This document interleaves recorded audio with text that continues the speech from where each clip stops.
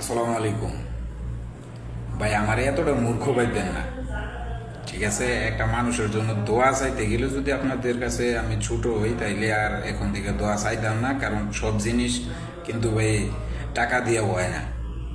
দোয়া চাইলে যদি বাণিজ্য জাগা, তাইলে দোয়া ছাড়াই কবরে যাওয়া ভালো। একটা মানুষ আপনি সবসময় টাকা দিয়া সব কিছু করতে পারতেন না, ঠিক আছে? ফ্রিতে একমাত্র মহামূল্যবান জিনিস হচ্ছে দোয়া, যেটা মানুষ ফ্রিতে করে।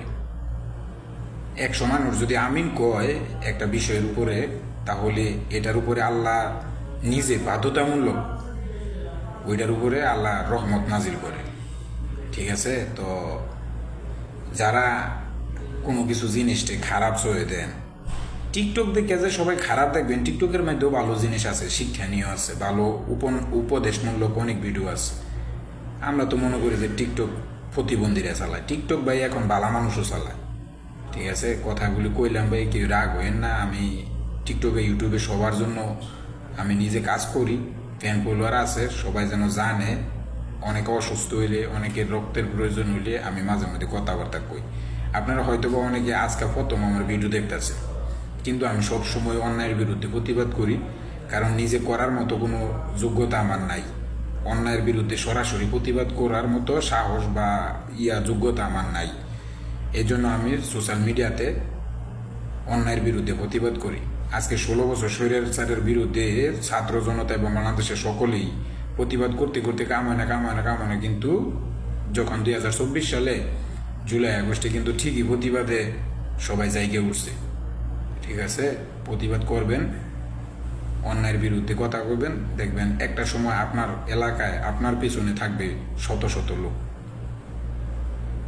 ঠিক আছে? আর যদি জীবন মরণের চিন্তা করেন, তাইলে ঘরের ভিতরে ছুরি তিনটা বই থাকলে ভালো হইব। কারণ অন্যায়ের বিরুদ্ধে প্রতিবাদ করুন না তো না।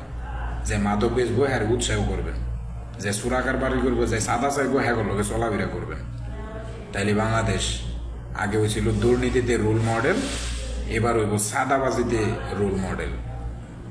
বুঝছেন কি কইছি? আমি কোনো দলের লোক না, আমি কোনো বাংলাদেশের রাজনৈতিক দলের কোনো দলের পক্ষে না। কারণ যারা সাদাবাজি, দুর্নীতি, সাদাবাজি, মানুষ খুন, মাদক ব্যবসা, নারী ব্যবসা যারা করে, আমি এটার পক্ষে না ভাই, ঠিক আছে?